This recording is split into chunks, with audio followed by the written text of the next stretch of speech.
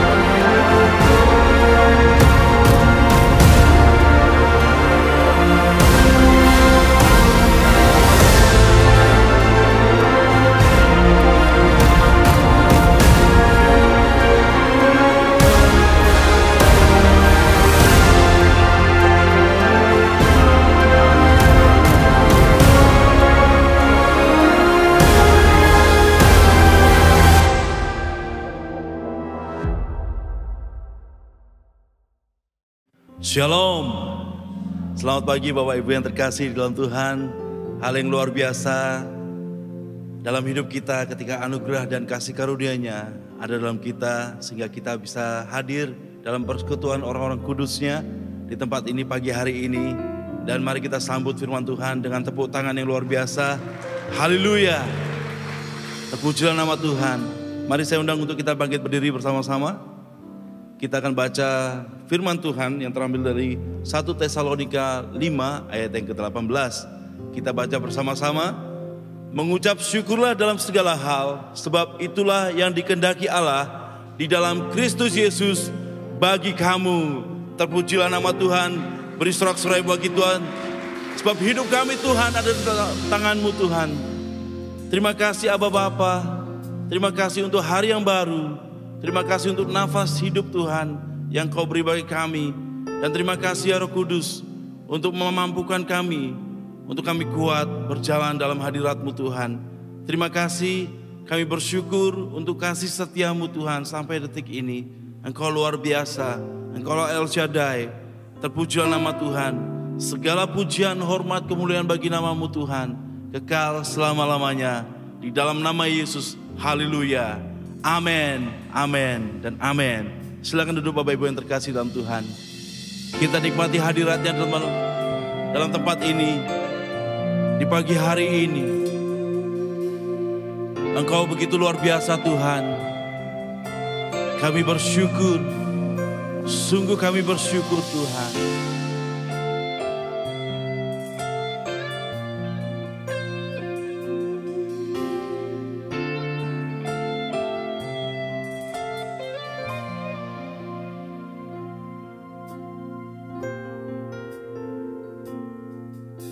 Saat ku masuk ke hadirat-Mu, bawa persembahan ke tempat kudus-Mu. Pujian ku naikkan, sembah ku berikan bagi-Mu Allah yang mulia. Layakan ku menghampirimu, melihat tata kemuliaan-Mu Tuhan. Pujian ku naikkan, sembah ku berikan bagi-Mu Allah yang mulia. Darah-Mu, Kau telah tebus dosaku. Kekudusan-Mu melingkupiku. Kasih-Mu mengalir, memulihkan hidupku. Sungguh besar anugerah-Mu, Kau selamatkan hidupku. Ku menjadi ciptaan yang baru oleh kuasa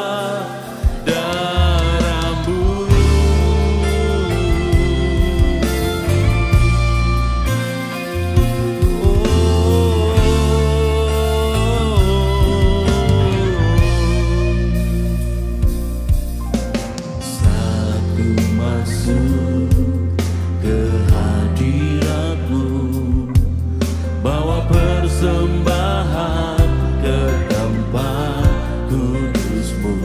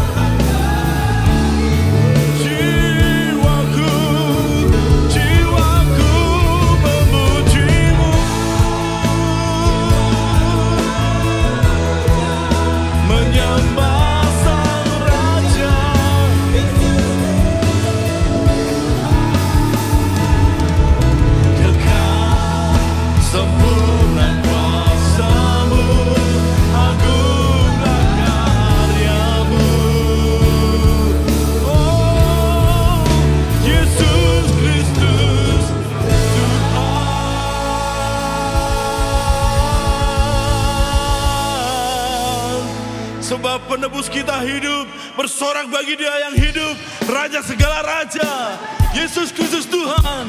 Mari kita bersuka cita di hadapan-Nya. Come on, hey, hey, hey.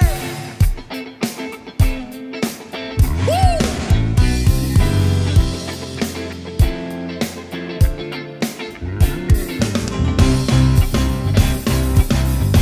Singing, oh, oh,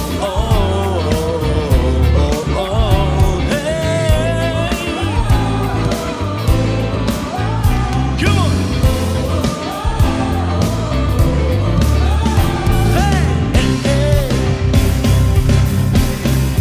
God is fighting for us. God is on our side. He has overcome, yes, He has overcome. We will not be shaken, we will not be moved. Jesus, You are here. Amen. Hey, carrying our burden, covering our shame. He has overcome, yes, He has overcome. We will not be shaken, we will not be moved. Jesus, You are here. So I will live, I will not die. The resurrection power of Christ alive in me, and I am free in Jesus' name. Oh, Jesus, Lord.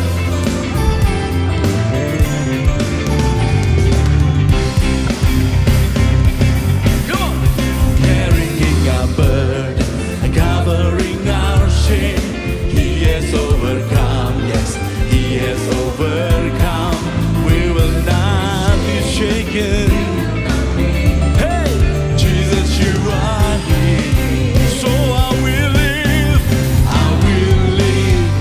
will not die. The resurrection power of Christ alive in me, and I am free in Jesus' name. Amen. So I will live, I will not die. I will declare and lift You high. Christ revealed, and I am healed in Jesus' name.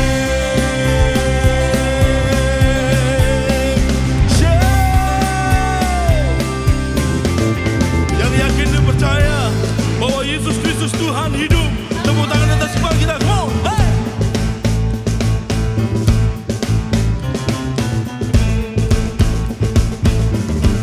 Engkau berkuasa Tuhan, kekal selamanya. God is fighting for us, pushing back the darkness, lighting up the kingdom that cannot be shaken.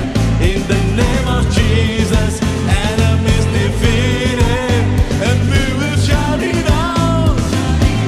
Come on, God is fighting for us, pushing back the darkness, lighting up the kingdom that cannot be shaken.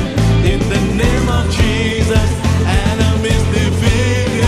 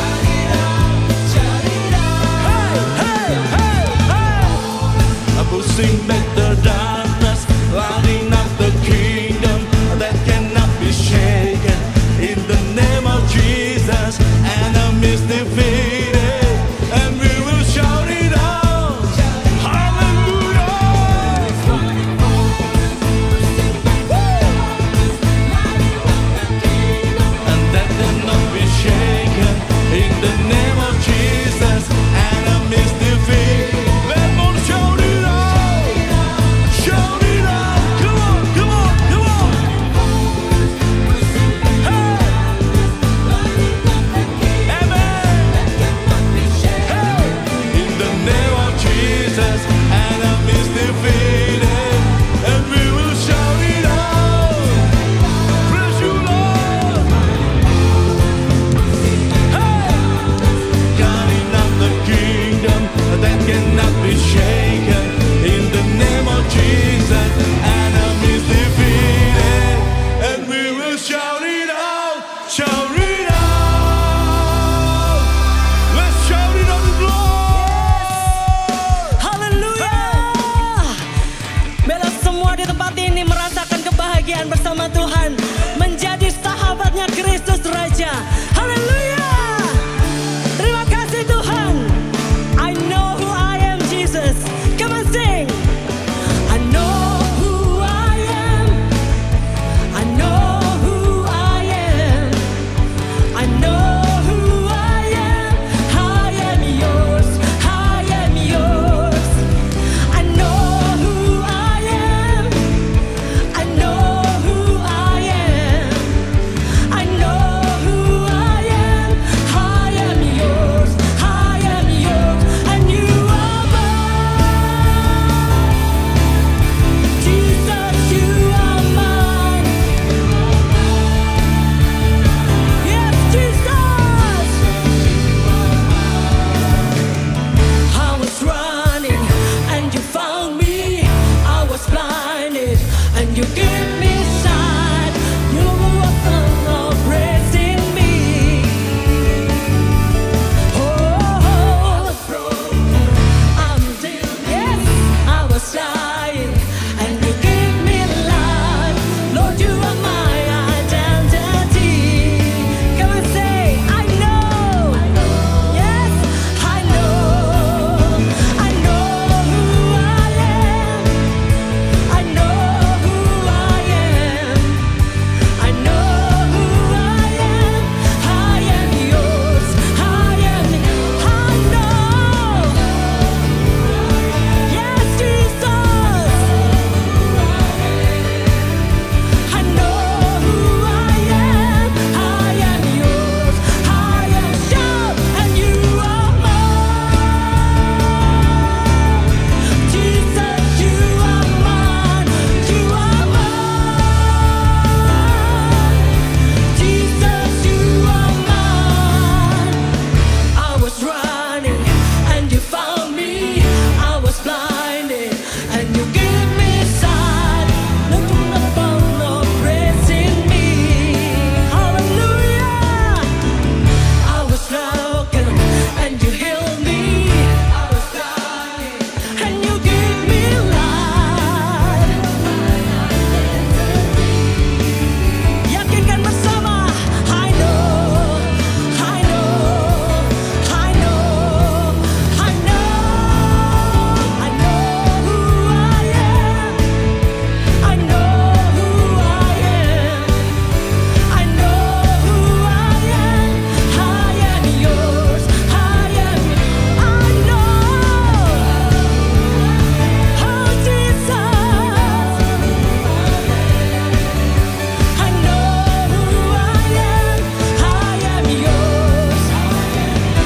That you are mine. Jesus, you are mine. You are mine.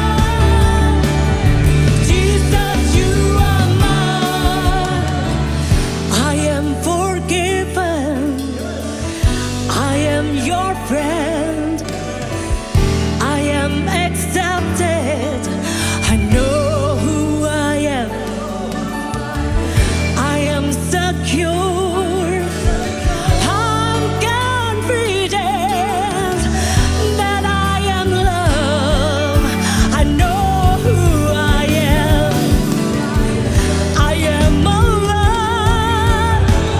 I'm being set free. I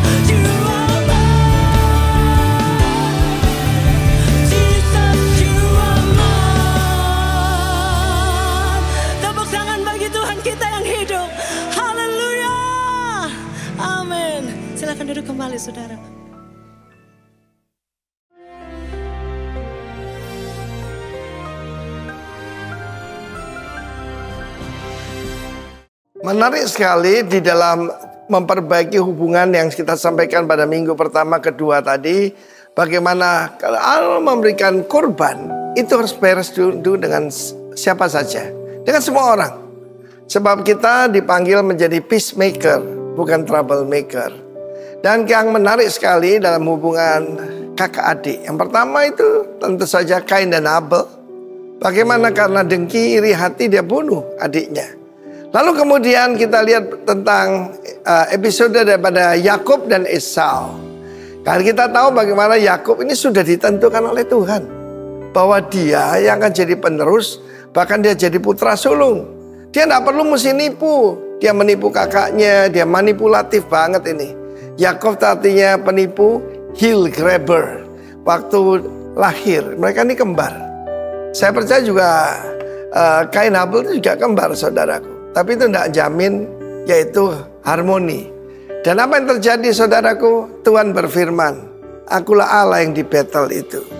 Dia punya encounter pertama dengan Tuhan secara pribadi waktu dia tertidur di Bethel. Dan dia melihat stairway from heaven to earth. Dan dia lihat malaikat-malaikat dan ada Tuhan bertakhta. Tetapi saudaraku, dia berkata, Tuhan berkata, di mana engkau mengurapi tugu? Jadi ada bagiannya. Mengurapi di situ consecrate. Dia mewakili tugu itu, batu yang di mana tidur, itu mewakili dirinya, diurapi. Di mana engkau bernasar kepadaku, maka sekarang bersiaplah engkau, pergilah dari negeri ini dan pulanglah ke negeri sanak saudaramu. Itu sangat menakutkan Yakub. Because time doesn't heal. Banyak orang berkata, time will heal, biarin aja nanti beres sendiri. Tidak bisa, saudara. Tuhan berkata, kamu mau lebih ku berkati, bereskan dengan kakakmu. Dan tentu saja dia mengalami ketakutan luar biasa. Tetapi di sungai Yabok, ketika semua sudah berangkat, maka Yakub bergumul dengan malaikat Allah. Tuhan yang dia lihat, yang disembah itu bergumul dengan dia. Saudara, kalau di tepi sungai bergumulnya mana? Saudaraku, di tepi sungai, ya lumpur, saudara. Dan malaikat Tuhan ini adalah Tuhan sendiri. Ya, kenapa engkau menanyakan namaku, kata Tuhan. Seringkali ditanya juga oleh orang tua daripada Simpson, bukankah namaku ajaib? Dan Yesaya pasal 9 mengatakan, His name is wonderful. Kristus, siapa namamu? Dia ditanya. Ya, ini permulaan kalau orang bertobat itu adalah ngaku saya Yakub, artinya penipu. Namanya Tisani, saudaraku, tipu sana tipu sini. Dia tipu kakaknya. Waktu tanya bapaknya, yaitu Ishak, siapa engkau? Aku putra sulungmu Esau. Sekarang saudaraku dia ngaku akulah Yakub. Dan kata orang itu, namamu tidak disebut lagi Yakub tapi Israel, Prince with God. Karena engkau bergumul melawan Allah dan manusia engkau menang. Ya tidak mungkin toh bisa menang dengan Tuhan. Tapi bukankah seperti Anda pernah bergumul dengan, ya bermain-main dengan anak Anda waktu masih kecil. Anda pura-pura kalah, Anda turun dalam derajatnya dia. That's why he's our father. Dan dia pukul pangkal pahanya. Ketika pukul pangkal paha itu adalah kekuatan. Kalau pangkal paha tidak bisa, kamu tidak bisa berperang, tidak bisa bergulat, tidak bisa judo atau apapun.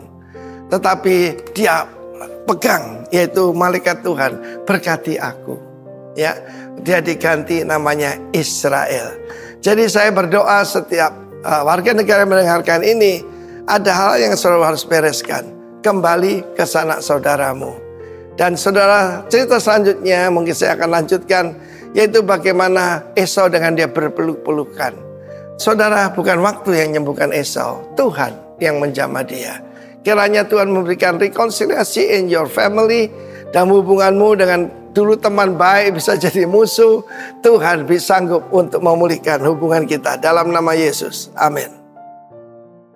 Shalom warga kerajaan. Di dalam 1 Raja-Raja pasal ke-17, kita membaca sebuah kisah mengenai Nabi Elia dan seorang janda di Sarfat. Di mana pada saat itu Nabi Elia sangat lapar dan dia membutuhkan makanan. Dan dia meminta kepada seorang janda. Janda tersebut dalam kondisi yang sangat kekurangan, di mana dia hanya memiliki sedikit minyak dan sedikit tepung. Akan tetapi dia membuat sebuah roti dan memberikan roti pertamanya kepada Nabi Elia, dan sisanya baru dinikmati dia bersama keluarganya.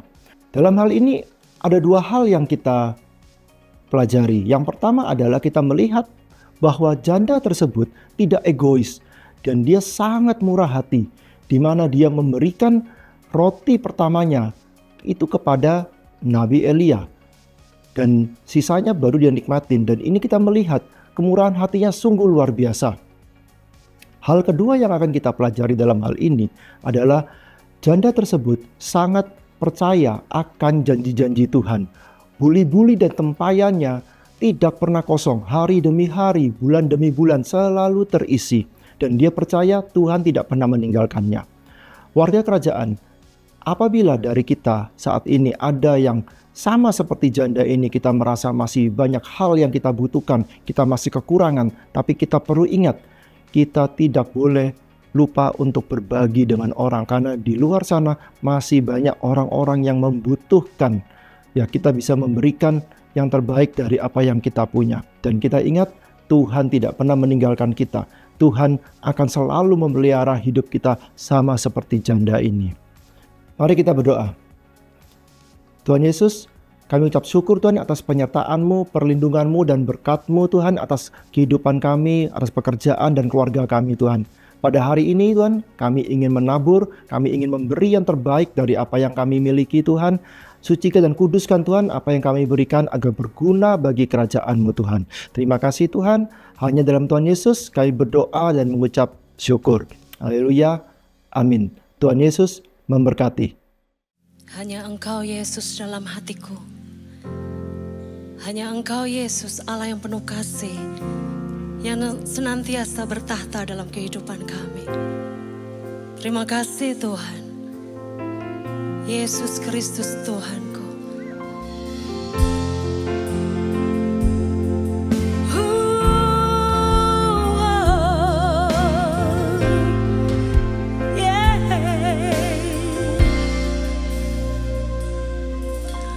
Hanya Engkau dalam hatiku yang memberikanku damai.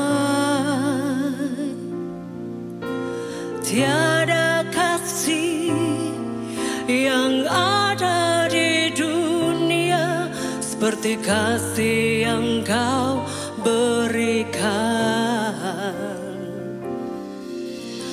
Maka jiwaku pun memuji, aman di bait-Mu.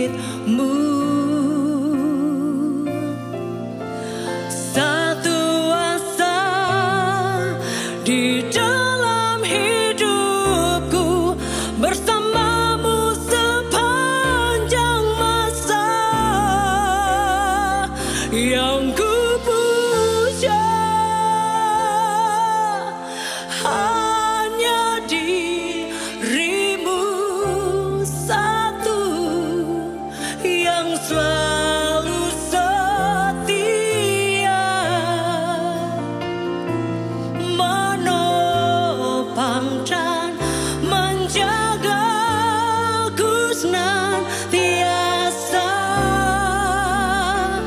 Biar hidupku membawa kemuliaan bagi-Mu,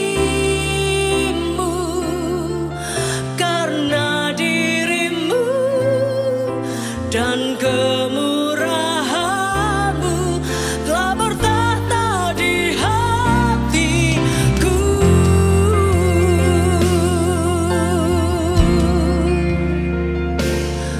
Kau bertahta Tuhan,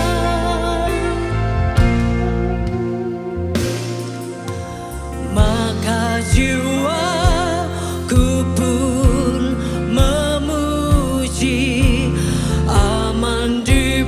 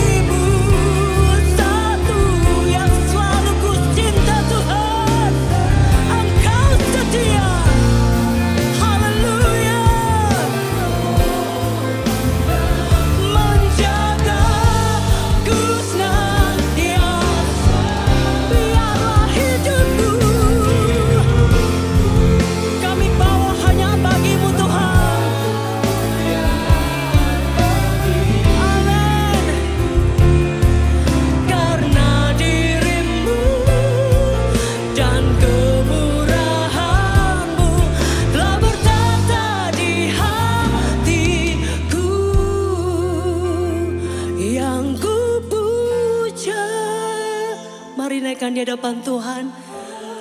Hanya dirimu Yesus, satu-satunya dalam hidup kami.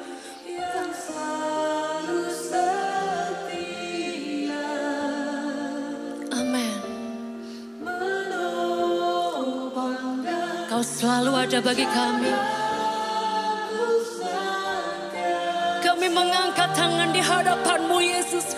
Biar hidupku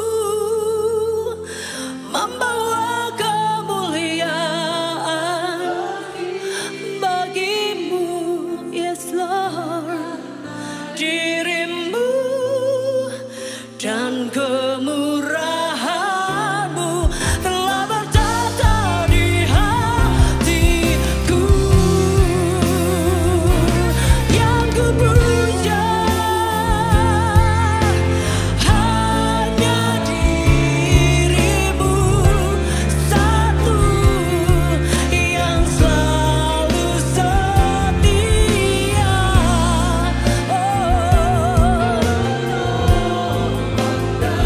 Menjagaku senantiasa,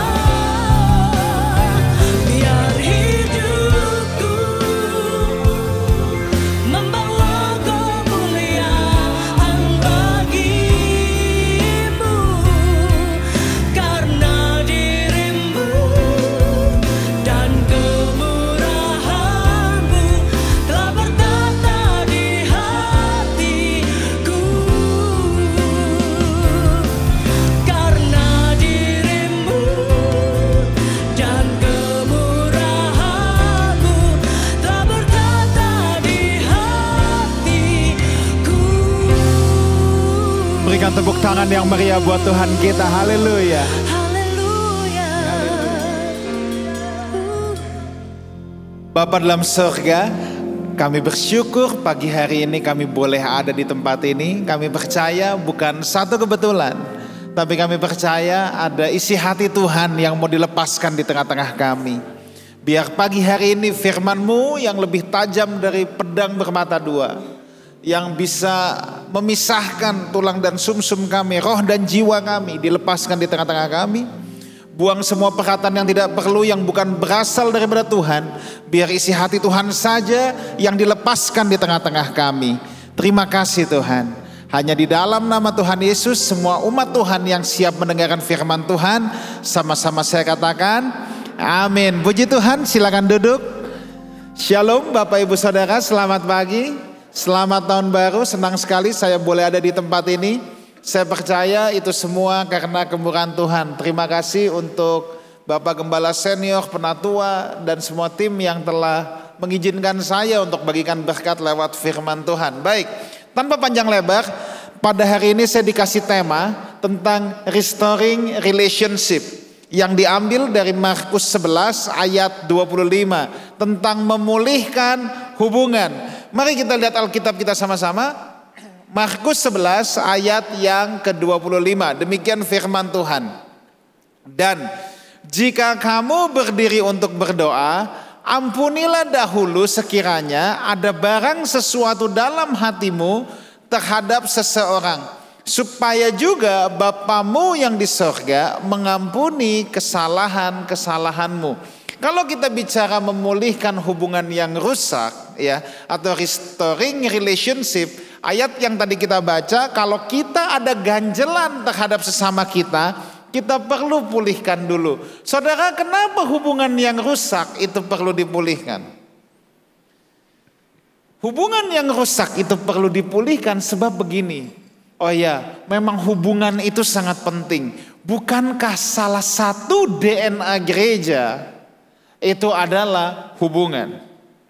Tentu saya tidak sedang berkhotbah tentang DNA gereja, tapi setidaknya kan ada 3 DNA gereja. Nanti saudara mau tambahin sampai 10 juga kagak apa-apa, ya kan?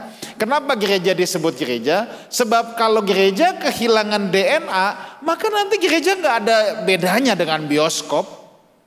Sama-sama ngadep ke depan. Jangan bilang bedanya bioskop sama gereja, pastor.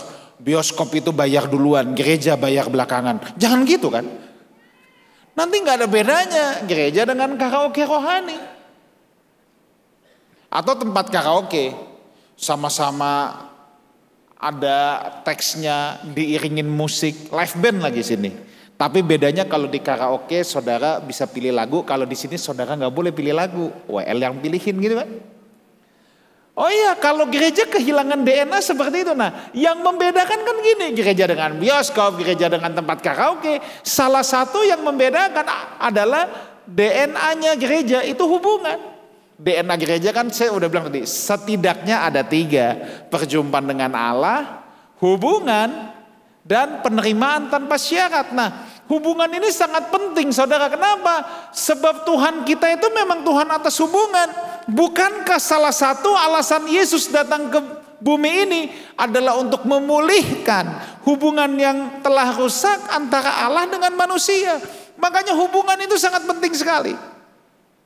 Hubungan sangat penting. Hubungan yang rusak itu penyebab ketidakstabilan emosi. Coba aja, kalau pagi-pagi mau berangkat kerja, sama istri sudah cekcok dan itu nggak diberesin, itu sepanjang hari bisa sewot lo bawaannya. Ya, ada apa dikit jadi marah, cecek lewat di tembok aja bisa kita marahin. Ngapain lewat-lewat gitu kan? Oh ya, sebab memang hubungan yang rusak itu bisa menjadi salah satu penyebab ketidakstabilan emosi. Tuhan kita itu Tuhan atas hubungan. Makanya Yesus itu orang yang sangat pandai membangun hubungan.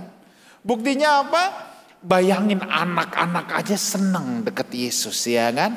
Kalau Yesus itu orang yang menyeramkan, yang tidak pandai bangun hubungan, anak-anak itu paling polos saudara ya. Anak-anak itu apa adanya. Anak-anak pasti takut mau dekat sama Om Yesus juga, ya kan? Satu kali anak-anak berbondong-bondong datang sama Yesus, murid-murid, jangan dekat-dekat. Rupanya murid-muridnya lebih menyeramkan daripada Yesusnya sendiri. Yesus bilang apa? Jangan kau halang-halangin, ya kan? Yesus menumpangkan tangan untuk anak-anak itu. Saudara tahu dari salah satu anak-anak itu, ya, yang kemudian ada yang menjadi bapak gereja yang sangat terkenal, namanya Ignatius. Siapa Ignatius? Murid langsung dari Rasul Yohanes. Kok tahu? Itu ada di catatan sejarah gereja purba, saudara. Oh ya, Yesus adalah orang yang pandai bangun hubungan. Nah, saudara jangan biarkan ada hubungan-hubungan yang rusak dalam kehidupan kita. Sebab begini, hubungan itu bisa membawa kita ke tempat yang tidak pernah kita duga. Hubungan itu bisa mendatangkan mujizat dalam kehidupan kita. Coba lihat sebentar, Markus pasal yang kedua ayat 1-4. Kita lihat sebentar. Hubungan itu bisa membawa mujizat dalam kehidupan kita. Markus 2 ayat 1-4. Kemudian sesudah lewat beberapa hari, Yesus datang lagi ke Kapernaum. Tersiarlah kabar bahwa ia ada di rumah.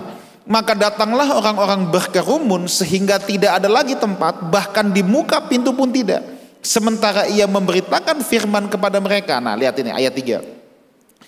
Ada orang-orang datang membawa kepadanya seorang lumpuh, digotong oleh 4 orang. Tetapi mereka tidak dapat membawanya kepadanya karena orang banyak itu. Lalu mereka membuka atap yang di atasnya. Sesudah terbuka, mereka menurunkan tilam tempat orang lumpuh itu terbaring. Lihat, saudara bisa bayangkan kalau orang lumpuh ini tidak punya hubungan yang baik, apa yang terjadi? Siapa yang mau repot-repot gotongin? Emang gampang apa suruh jebolin atap? Naik ke atap aja susah, bawa orang lumpuh lagi. Ini susah banget pasti. Kalau orang lumpuh ini tidak punya hubungan yang baik dengan orang-orang itu, dia tidak akan pernah bisa mengalami mujizat dalam hidupnya. Makanya saya bilang gini, hubungan itu bisa membawa kita pergi ke tempat yang kita tidak pernah duga. Jangan anggap enteng orang-orang yang ada di sekitar kita. Kita tidak pernah tahu siapa dia 10, 15, 20 tahun yang akan datang.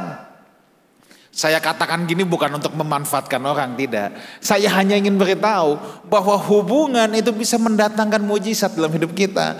Hubungan itu bisa mengerjakan hal-hal yang tidak pernah kita pikirkan.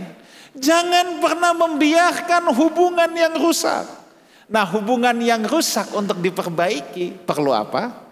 Perlu jelas ini, pengampunan.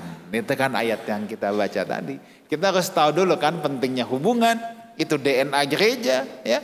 Jangan sampai kita jago kebaktian, tapi hubungan yang rusak tidak pernah kita pulihkan. Apalagi berantem sama saudara seiman teman satu gereja lagi. Nanti kalau ketemu di ibadah duduknya sejauh timur dari barat. Saya menggenapi firman Tuhan gitu lagi ya. Kalau dia di timur, aku di barat duduknya. Gitu kan? Nah, hubungan yang rusak untuk dipulihkan itu butuh yang namanya pengampunan. Nah, saudara, dari antara iman, pengharapan dan kasih, kata Alkitab mana yang paling besar? Sebab kalau kita mau tahu pengampunan, kita butuh bahan bakunya dulu. Oke, kasih. There is no love without sacrifice. Oke, there is no love without sacrifice. Kasih dan pengorbanan itu seperti saudara kembar yang selalu berjalan berdampingan. Di mana ada kasih, pasti ada pengorbanan. Di mana ada pengorbanan, pasti ada kasih. Makanya Alkitab tulis gini, coba lihat. Yohanes 3 ayat 16, ayat yang saudara pasti sudah hafal di luar kepala. There is no love without sacrifice. Yohanes 3 ayat 16. Kita lihat, karena begitu besar kasih Allah akan dunia ini, sehingga ia telah mengaruniakan anaknya yang tunggal, supaya setiap orang percaya kepadanya tidak binasa, melainkan beroleh hidup yang kekal. Ada dua ciri yang selalu muncul dari kasih dan pengorbanan, yaitu apa? Giving and forgiveness.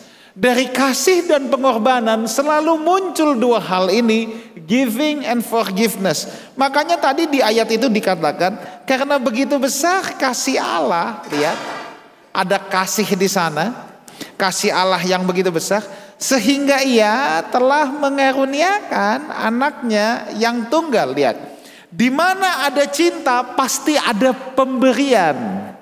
Di mana ada cinta pasti ada pemberian. Makanya Allah mengaruniakan anaknya yang tunggal, supaya setiap orang yang percaya kepadanya tidak binasa, melainkan beroleh hidup yang kekal. Lihat, inilah di mana ada cinta, ada pengorbanan, dan produk dua ini adalah pemberian. Tuhan Allah mengaruniakan anaknya yang tunggal dan memberikan kepada kita hidup yang kekal melalui apa? Pengampunan.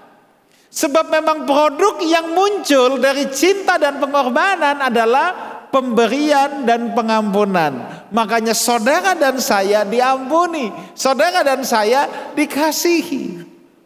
Pengampunan itu butuh hal ini. Ya, pengampunan adalah manifestasi nyata dari kasih yang menunjukkan kemurnian dan kedewasaan dari situasi yang tidak menguntungkan. Saya ulangi lagi, pengampunan adalah manifestasi dari kasih yang nyata di saat situasi yang tidak menguntungkan. Kalau orang bilang, orang Kristen harus mengasihi, orang Kristen harus penuh kasih. Ukurannya di mana? Ukurannya tuh itu. Ada nggak pengampunan? Oh ya, sebab begini, pengampunan itu manifestasi nyata dari kasih di saat situasi yang tidak menguntungkan. Kalau orang baik sama kita, kita baik sama orang, itu tidak butuh kasih.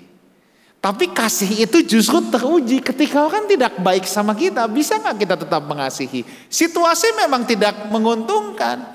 Kalau situasi menguntungkan, semuanya nyaman, kita kan juga gak perlu apa yang namanya pengampunan. Justru karena situasi sedang tidak menguntungkan, kita perlu apa yang namanya pengampunan. Makanya pengampunan adalah manifestasi nyata dari kasih. Kalau kita bilang, kita mau belajar kasih,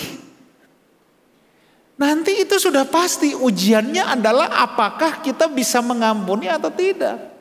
Sebab begini kan, buktinya Tuhan mengasihi kita apa? Tuhan mengampuni kita.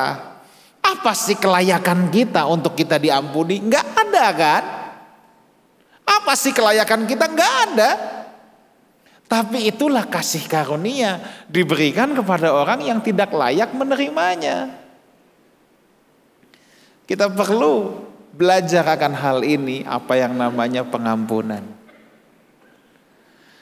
Kalau kita tidak bisa mengampuni, bukankah di Alkitab kan tulis begini saudara ya. Ada orang yang dilunasi hutangnya. Dia nggak sanggup bayar. Siapa yang melunasi? Raja, ya kan? Raja menghapus hutangnya, ya kan? Lalu dia udah bergembira, tiba-tiba ada saudaranya yang ngutang sama dia yang jauh lebih kecil dari yang raja hapus. Lalu dia tagih, saudaranya itu tidak bisa bayar, dihajar sama dia. Maka raja itu murka. Makanya begini, seharusnya belas kasihan sang raja itu ada dalam hati kita juga. Orang yang tidak bisa mengampuni berarti belas kasihan sang raja itu belum sampai dalam hatinya. Itu berarti hati sang raja belum ada dalam hatinya. Kalau kita sadar kita sudah diampuni begitu luar biasa sama sang raja kita Tuhan Yesus, kita harusnya gak ada masalah untuk mengampuni. Semua orang perlu pengampunan. Kenapa? Sebab memang semua orang berdosa dan semua orang pasti pernah bersalah. Itu sebabnya kita perlu pengampunan. Dan sebelum kita bisa melepaskan pengampunan, hati sang raja itu harus menyentuh hati kita dulu. Kalau hati sang raja tidak menyentuh hati kita dulu, kita sulit untuk mengampuni. Itu udah pasti. Kita harus sadar dulu bahwa kita tuh juga berhutang. Hutang kita juga banyak. Tapi raja kita melunaskannya, membebaskannya. Kita sadari itu. Kalau kita gak sadari itu, kita merasa kita orang gak berhutang sama sekali. Gitu ada orang yang bersalah sama kita, kita anggap hutangnya dia besar sekali. Itu sebabnya Tuhan mau pengampunan menjadi gaya hidup. Bukankah isi doa Bapa kami salah satu kalimatnya ampunilah kami akan kesalahan kami seperti kami juga mengampuni orang yang bersalah kepada kami. Saya hanya ingin ingatkan ya, hafal doa Bapa kami itu baik. Mengucapkan doa Bapa kami itu baik. Tapi saya harus ingatkan, doa Bapa kami itu bukan mantra hafalan. Itu formula kehidupan. Amin. Oh iya, kita percuma hafal doa Bapa kami dalam 10 bahasa sekalian. Tapi kalau kita tidak menjadikan itu sebagai formula kehidupan kita, selesai sudah. Gak ada gunanya, itu kan formula kehidupan. Semua kalimat yang ada dalam doa Bapa kami itu formula kehidupan. Bapa kami di sorga, datanglah kerajaanmu, jadilah kehendakmu di bumi seperti di sorga. Itu berarti kita jadi pelaksana kehendak Tuhan, kan gitu. Berikan kami pada hari ini makanan kami yang secukupnya. Artinya apa? Kita harus punya rasa cukup, kan gitu. Itu formula kehidupan. Itu bukan mantra doa. Kita perlu memahami untuk bisa menghidupinya. Nah, salah satu formula kehidupan yang Tuhan sodorkan adalah ini, gaya hidup pengampunan. Pengampunan itu harus jadi gaya hidup. Maka satu kali Petrus datang kepada Yesus, guru, berapa kali kami harus mengampuni? 7 kali? Kurang. 70? Masih gak cukup? Yesus bilang apa? Dalam sehari berapa kali? 70 kali? Ini artinya bukan dihitungin saudara ya. Kalau dihitungin mana mungkin seseorang bersalah dalam satu hari 490 kali. Waktu Yesus bilang 7 kali 70. Artinya apa? Tak terbatas. Artinya apa? Infinite. Artinya apa? Setiap kali orang bersalah sama kita, kita harus lepaskan pengampunan. Kan begitu. Sehingga ini pengampunan menjadi gaya hidup. Saudara tahu gaya hidup itu apa? Tahu definisi gaya hidup? Gaya hidup adalah sesuatu yang telah mendarah daging dalam kehidupan kita. Gaya hidup adalah sesuatu yang telah menjadi integral, bagian yang tak terpisahkan dalam hidup kita. Gaya hidup adalah sesuatu yang kita lakukan tanpa berpikir lagi. Contoh, sikat gigi itu gaya hidup. Ada yang pagi-pagi mau ke sini harus bergumul dulu setengah jam. Saya sikat gigi nggak ya pagi ini? Ada? Kalau sampai ada, jorok banget orang itu pasti. Sikat gigi udah gaya hidup kita kan? Saudara nggak perlu bergumul dulu. Malam sebelum tidur mau gosok gigi nggak? Nggak perlu itu sudah otomatis. Saudara nggak perlu bergumul dulu, ya kan? Datang ke sini pakai baju atau telanjang enggak kan? Karena memakai baju itu sudah menjadi gaya hidup. Gaya hidup adalah segala sesuatu yang kita hidupi. Itu sudah menjadi bagian menyatu dalam diri kita. Kita lakukan itu otomatis. Kita nggak mikir lagi. Kita nggak perlu bergumul dulu. Nah, Tuhan mau ketika Tuhan bilang kamu harus mengampuni orang 70 kali 7. Itu artinya apa? Pengampunan harus jadi gaya hidup orang percaya. Pengampunan harus menjadi bagian yang integral. Kita nggak perlu bergumul dulu untuk mengampuni. Orang ini saya ampuni nggak ya? Tampar pipi kiri, kasih pipi kanan. Dia tampar lagi pipi kanan, masuk kaki kiri. Gitu kan? Anda harusnya gini, pengampunan itu menjadi gaya hidup. Saya mau tanya sama saudara. Ketika kita mengampuni, sebenarnya siapa yang diberkati? Coba pikirkan ini. Ketika kita mengampuni, sebenarnya siapa yang sedang diberkati? Siapa? Orang yang menerima pengampunan jelas diberkati. Oh ya jelas, itu mah kita udah gak usah tanya. Tapi tahukah saudara bahwa ketika kita mengampuni, kitalah orang yang paling diberkati. Tahu kenapa? Jangan amin-amin doang, Mbak. Harus tahu alasannya. Kenapa ketika kita mengampuni, kita adalah orang-orang yang paling diberkati? Ada orang nih mengkhianati kita, ngambil duit kita, jahatin kita. Kalau kita bisa lepaskan pengampunan, percayalah kita lebih diberkati daripada dia. Mau tahu alasannya? Alasan yang pertama, ketika kita mengampuni tanpa kita sadar, karakter kita lebih diubahkan semakin seperti Kristus. Itu udah pasti. Itu udah otomatis. Ketika kita bisa lepaskan pengampunan, karakter kita akan lebih diubahkan seperti Kristus. Tanpa kita sadari. Alasan yang kedua, tahukah saudara bahwa ketika kita tidak bisa mengampuni, kita menyimpan dendam, lama-lama itu bisa menjadi hal yang pahit dalam hidup kita. Orang yang tidak bisa mengampuni itu seperti membawa ransel sampah dalam hidupnya. Kemana-mana dia bawa. Mau tidur dia bawa. Mau kerja dia bawa. Bahkan sampai di gereja juga dia bawa. Kemanapun dia bawa ransel sampah ini dalam hidupnya. Satu-satunya cara untuk melepaskan ransel sampah ini adalah melepaskan pengampunan. Siapa yang rugi kalau kita membawa ransel sampah? Orang jahatin kita nih. Mungkin dianya makan enak aja, tidur enak aja. Kita yang gak bisa lepaskan pengampunan, kita yang kesel sendiri terus. Kita kayak bawa-bawa sampah hidup. Dia yang nyampah, kita yang bawa, gitu kan? Loh, ya gak? Dia nyampah dalam hidup kita, terus kita yang bawa kemana-mana. Nah, lepaskan saja pengampunan. Lepaskan.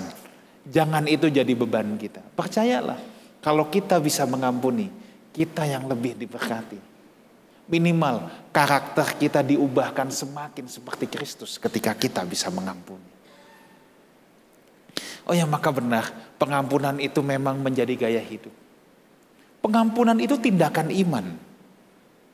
Percaya nggak? Pengampunan itu tindakan iman loh. Loh gini, Ibrani 11 ayat yang ke-1 bilang apa? Ini harus hafal. Iman adalah apa? Dasar dari segala sesuatu yang kita harapkan. Bukti dari segala sesuatu yang belum kita lihat. Tahukah? Ketika saudara mengampuni, itu adalah dasar bahwa saudara mendoakan dia, saudara percaya orang yang menyakiti saudara juga bisa berubah walaupun saudara belum lihat dia berubah. Loh, bukankah ketika Tuhan mengampuni kita, Tuhan mempercayakan bahwa kita bisa berubah, ya enggak? Ketika Tuhan mengampuni kita, Tuhan percaya bahwa kita bisa berubah menjadi seperti Dia. Makanya kan gini, Tuhan menerima kita apa adanya, tapi Tuhan tidak membiarkan kita apa adanya. Tuhan kasih trust itu sama kita bahwa kita bisa berubah. Makanya ketika kita mengampuni kepada sesama kita, kita belum lihat dia berubah, tapi pengampunan itu adalah bukti doa kita kepada dia bahwa dia satu hari nanti akan berubah. Ya. Itu tindakan iman, saudara. Pengampunan itu tindakan iman. Tapi yang namanya iman itu mau jadi gaya hidup, saudara ya, itu tidak mudah. Pengampunan jadi gaya hidup itu tidak mudah. Saudara hari ini dengar khotbah tentang pengampunan. Mungkin saudara mulai berpikir, siapa hubungan yang aku rusak? Mungkin saudara datang ke tempat ini, saudara pernah dikhianati, saudara pernah disakiti. Dan saudara mau lepaskan pengampunan itu. Setiap kita pasti pernah disakiti kan? Pasti. Kenapa semua kita perlu pengampunan? Karena memang kita tidak ada yang sempurna. Dan kita tidak perlu selalu playing victim, merasa kita orang yang paling disakiti. Kita juga pasti pernah menyakiti orang lain. Pernah kan? Pasti pernah. Makanya setiap kita perlu pengampunan. Orang yang menyakiti saudara perlu pengampunan, kita juga perlu pengampunan. Karena kita juga pasti pernah menyakiti orang lain. Nah, katakanlah saudara merenung, saudara mau mengampuni orang tapi susah. Tapi saudara dengar firman Tuhan, saudara mau belajar mengampuni. Tebak apa yang akan terjadi? Ini udah pasti. Tuhan akan menguji semuanya. Sama kan? Kalau orang yang gak sabar, misalnya, Tuhan aku mau sabar. Ini kan bukan ditumpang tangan pendeta terus jadi sabar. Gak bisa, tumpang kaki sekalian guyur minyak 1 ember. Tetap gak bisa. Ini kan karakter yang Tuhan harus latih. Tuhan akan berhadapkan dengan situasi-situasi yang membuat kita tidak sabar sampai kita lulus gitu kan. Nah itu sama. Jadi bukannya tidak tertutup kemungkinan Tuhan aku mau ampuni dia. Tapi saudara jangan doa. Tapi Tuhan janganlah pertemukan saya dengan dia sampai maut nanti. Enggak. Justru mungkin Tuhan bisa pertemukan saudara dengan orang tersebut. Nah itu kan ujiannya gitu. Terus kalau besok tiba-tiba ketemu, baru doa Tuhan aku mau belajar mengampuni. Tiba-tiba ketemu, reaksi saudara gimana? Nah ini kan yang menentukan saudara. Lalu kita ketemu, kita cuman melengos doang. Udah pura-pura gak lihat. Bagus juga gua gak hajar orang itu. Udah bagus kan Tuhan, aku gak hajar loh. Aku cuman melengos doang. Itu lulus sih, lulus TK Pak. Tahu? Itu lulus TK.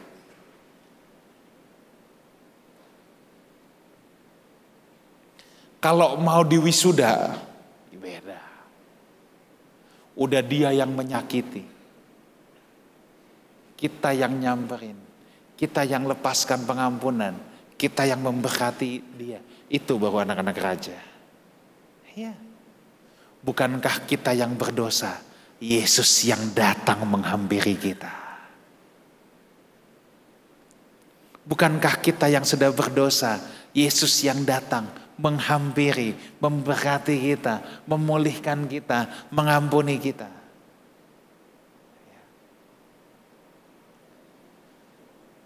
Orang yang paling membutuhkan pengampunan justru kadangkala orang yang paling dekat dengan kita atau orang yang dekat dengan kita.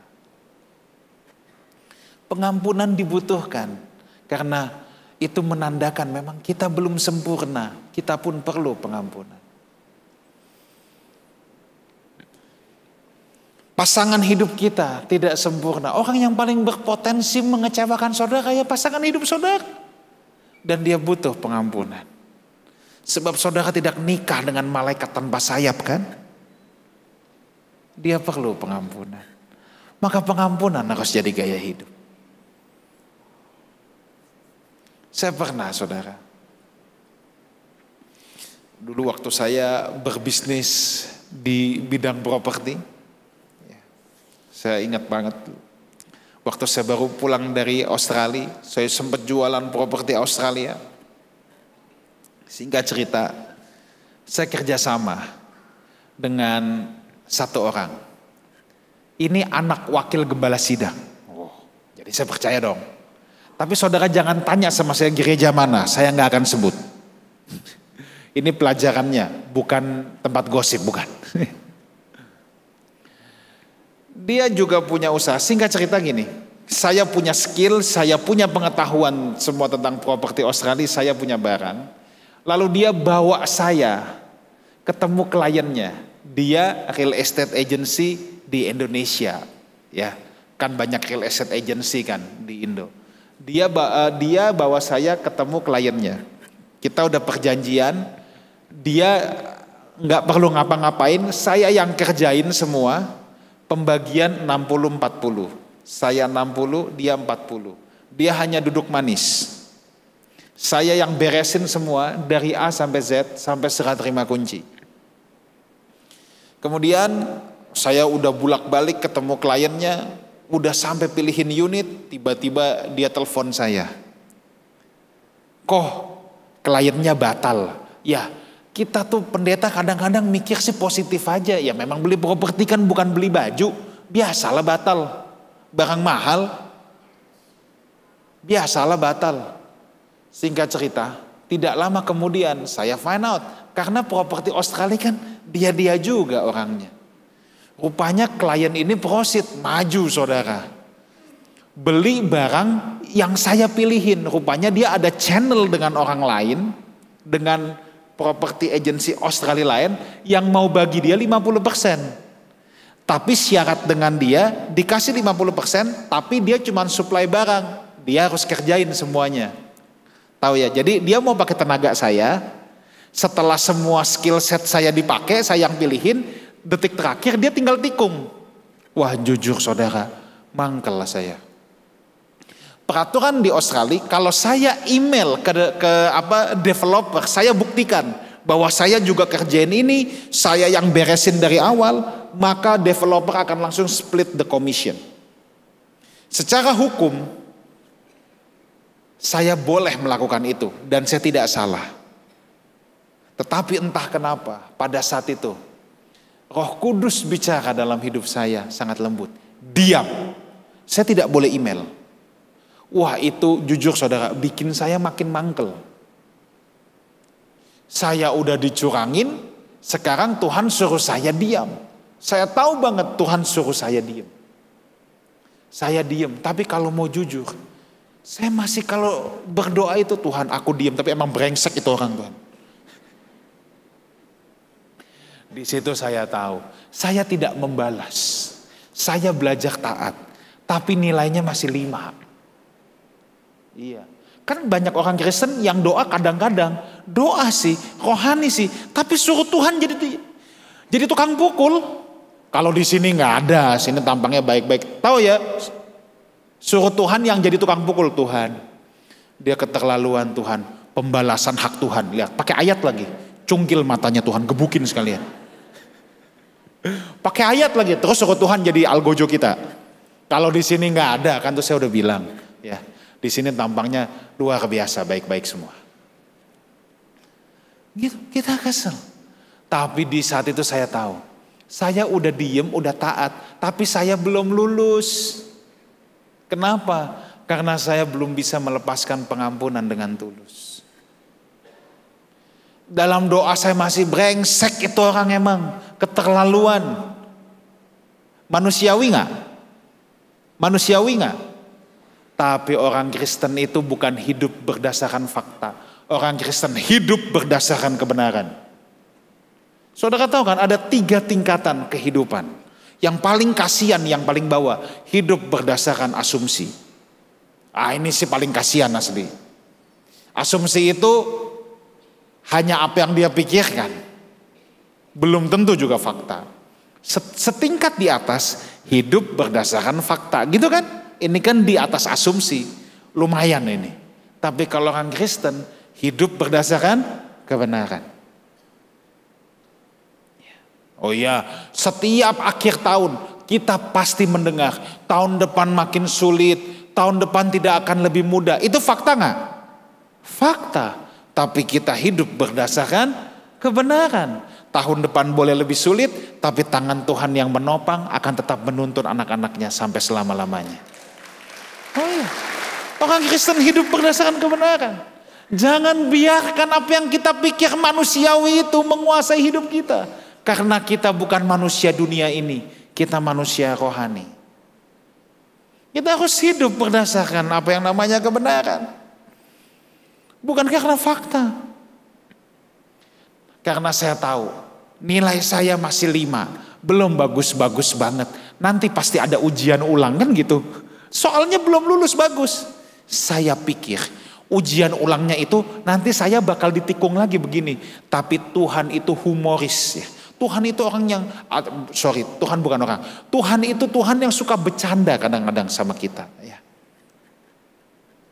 Saya ingat itu kan kejadian tahun 2014 ketika saya baru pulang dari Australia. Tahun 2016 kan jualan properti di Australia itu semua beli gambar saudara. Terus propertinya dibangun, nanti serah terima kunci bisa 2 tahun lagi, bisa setahun lagi, bisa 3 tahun lagi gitu. Tahun 2016 saat serah terima kunci, itu tiba-tiba di seluruh Australia bank-bank itu pada tutup memberikan pinjaman untuk orang asing. Jadi orang sudah taruh DP, orang itu sudah taruh DP, DP-nya aja 10% doang sih. Tapi 10%-nya aja di atas 1 miliar saudara. Udah taruh. Kalau dia tidak dapat pinjaman, antara uangnya hangus, DP-nya hangus, atau dia mesti bayar lunas. Kan tidak setiap orang bisa tiba-tiba siapin uang ready gabrukan belasan miliar. Tiba-tiba bank semua gak mau pinjemin. Tapi saya ini punya hubungan dengan satu bank, saya tahu celahnya lah. Dimana saat itu sudah banyak real estate agency Australia yang kabur menghilang. Karena dia tidak bisa menghadapi kliennya. Puji Tuhan klien saya semua tetap lancar. Karena saya punya hubungan dengan satu bank lah pokoknya. Yang tetap bisa suplain pinjaman. Orang yang nikung saya ini tahu bahwa saya bisa beresin. Bayangkan dia dengan santainya dia minta tolong sama saya. Apa yang dia minta tolong? Properti yang dulu dia tikung saya. Persis kliennya yang itu, unitnya yang itu. Coba bayangin. Tuhan itu suka bercanda saudara ya. Tapi karena saya sudah diubahkan Tuhan, saya dipulihkan, saya beresin sampai selesai. Tanpa ngedumel, tanpa menggerutu. Saya juga gak terima $1 pun dari properti yang itu. Tapi yang saya tahu, ada yang lebih daripada dolar. Karakter saya semakin diubahkan seperti Kristus. Itu jauh lebih penting. Itu yang jauh lebih penting saudara. Itu yang jauh lebih penting. Makanya begini, pengampunan terus jadi gaya hidup. Saudara dengar khotbah. Ketika saudara bisa menghidupinya, itulah yang akan menjadi benih-benih iman. Itulah yang Alkitab maksud. Kalau imanmu sebesar biji sesawi saja, gunung pindah. Ini bukan iman positive thinking. Ini bukan iman yang cuman pede-pedean, bukan. Ketika kita di-challenge untuk menghidupi firman dan kita menghidupinya, itulah yang menjadi benih iman. Bukankah iman timbul oleh pendengaran? Pendengaran akan firman Tuhan. Saudara pasti tahu ini, dalam perjanjian lama itu sebenarnya gak ada kata taat saudara. Gak ada kata taat. Semua kata taat itu shema. Shema. Shema itu sebenarnya mendengar artinya. Kemudian kan kalau bahasa Ibrani itu kan konsonan semua, tidak ada vokal. Jadi akar katanya tuh sama. Baru kemudian ditambahkan vokal. Kemudian kata taat jadi syama. Syama. Tapi konsonannya semua sama, saudara. Jadi sebenarnya dalam konsep Alkitab, sejak perjanjian lama, yang namanya Shema kan ada Shema Israel, itu Ulangan 6 ayat yang keempat kan. Shema Israel, Adonai Eloheinu, Adonai Ehad. Dengarlah hai Israel. Nah kata dengar Shema itu bukan cuma dengar pakai kuping, enggak. Dengar dan melakukan. Itu dia. Dengar dan melakukan. Nah makanya iman timbul dari pendengaran. Bukan cuma dengar doang. Tapi dengar dan melakukan. Itulah yang menjadi benih iman. Itulah iman yang bisa memindahkan gunung. Kolose 3 ayat 13. Coba kita lihat sebentar. Sebentar lagi kita akan selesai.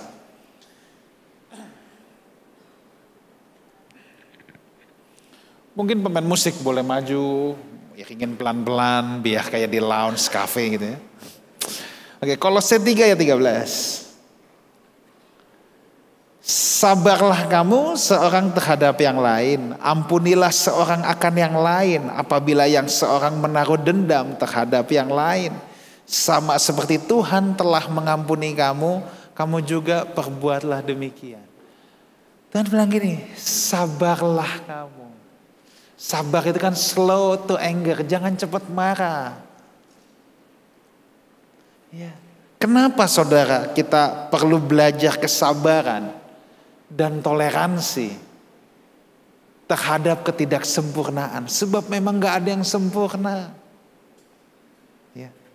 Dengar baik, sesempurna-sempurnanya pasanganmu, tetap dia punya peluang untuk mengecewakanmu.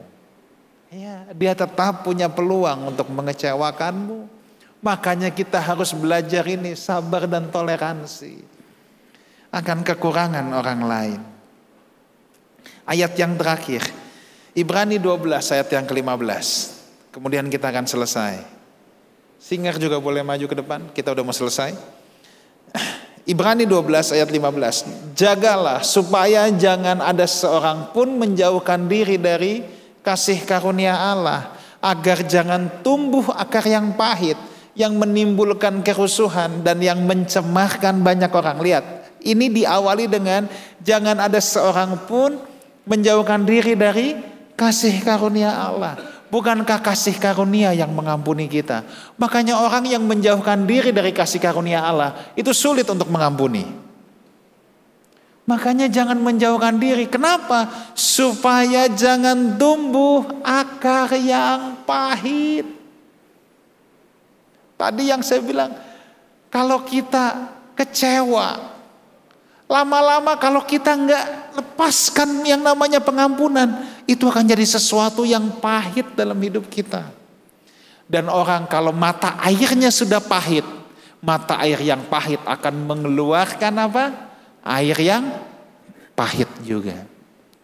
Pernah nggak dengar orang yang keluar dari mulutnya negatif terus? Coba saudara lihat orang yang kepahitan sama gereja misalnya. Nanti semua yang keluar dari mulutnya, semua yang busuk, semua yang jelek. Ya. Makanya mata air kita, ini hati ini harus dijaga kan dengan segala kewaspadaan.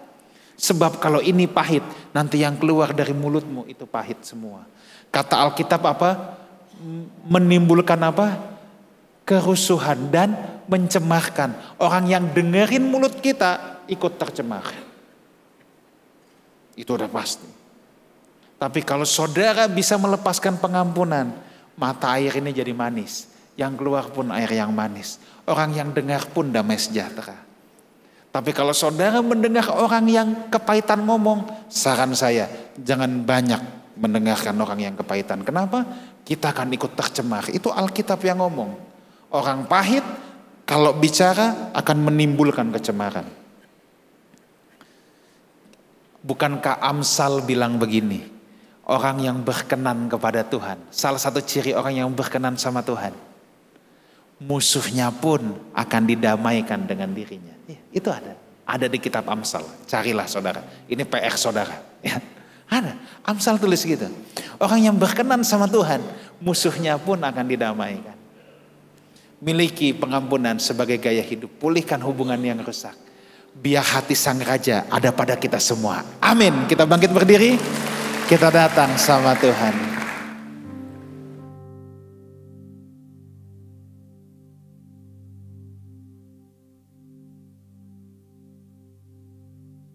Mari kita tundukkan kepala.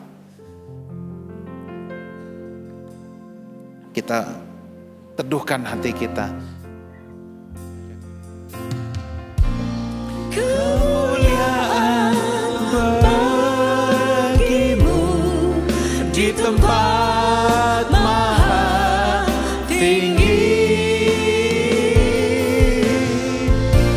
Kemuliaan bagimu di tempat maha. Sekali lagi, kemuliaan. Kemuliaan bagimu di tempat maha tinggi. Kemuliaan bagimu di tempat maha tinggi.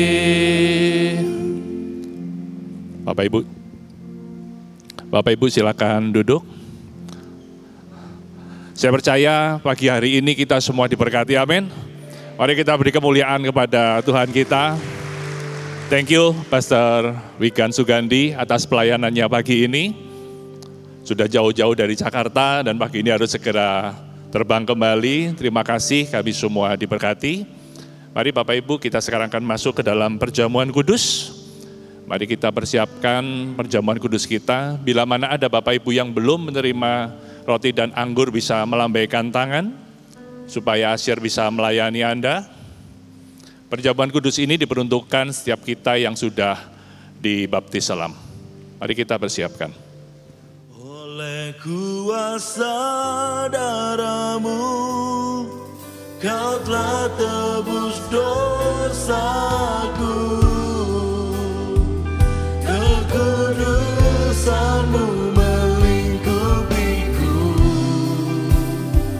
kasih-Mu mengalir memulihkan hidupku. Sungguh besar anugerah-Mu, Kau selamatkan hidupku. Ku menjadi ciptaan yang baru oleh kuasa darah-Mu. Mari saya mengundang Bapak Ibu semua bangkit berdiri. Kiranya melalui perjamuan kudus ini kita boleh diingatkan begitu besar kasih Allah kepada kita, sehingga Dia boleh sudah mengorbankan anaknya yang tunggal untuk menyelamatkan kita semua, untuk menebus dosa kita semua. Kiranya ini bisa mengingatkan kita bahwa kita sudah diampuni, sehingga kita boleh juga mengampuni orang. Tuhan Yesus pada malam waktu Ia diserahkan, mengambil roti dan sesudah itu Ia mengucap syukur. Ia memecah-mecahkannya dan berkata, "Inilah tubuhku yang diserahkan bagi kamu, perbuatlah ini menjadi peringatan akan aku." Percayakah Bapak Ibu bahwa roti yang kita angkat tinggi ini adalah persekutuan kita dengan tubuh Yesus? Mari kita makan dalam nama Yesus.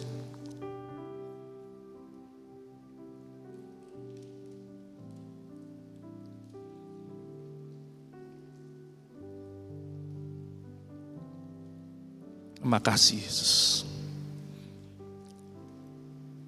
Demikian juga yang mengambil cawan sesudah makan lalu berkata, "Cawan ini adalah perjanjian baru yang dimeteraikan oleh darahku.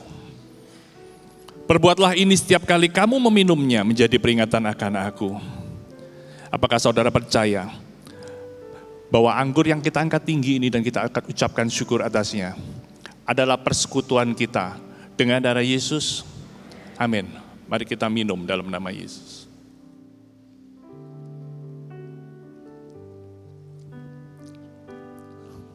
Terima kasih Yesus. Mari kita mengucap syukur Tuhan.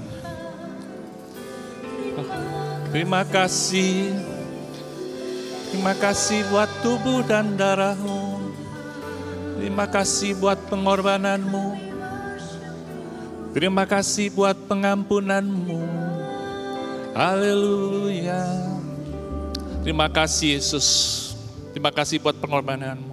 Dan kami mau Tuhan, melalui perjamuan kudus pada pagi hari ini, kami punya gaya hidup mengampuni seperti Engkau. Karena Engkau sudah mengasihi kami juga akan mengasihi sama kami. Terima kasih Tuhan, terima kasih. Terima kasih buat pagi hari ini, terima kasih buat kebenaran firman-Mu. Di dalam nama Tuhan Yesus, kami sudah berdoa dan mengucap syukur. Amin. Oke, mari kita angkat tangan kita dan kita terima berkat daripada Tuhan. Tuhan memberkatimu dan melindungimu. Tuhan menyinarimu dengan wajahnya dan memberimu kasih karunia demi kasih karunia. Dan Tuhan mengharapkan wajahnya kepadamu dan memberimu damai sejahtera. Shalom. Dan kiranya Tuhan berkatimu, keluargamu diberkati, anak-anakmu diberkati Tuhan, pekerjaanmu diberkati Tuhan. Dan apapun yang engkau kerjakan, Tuhan membuat semuanya berhasil hanya karena anugerahnya.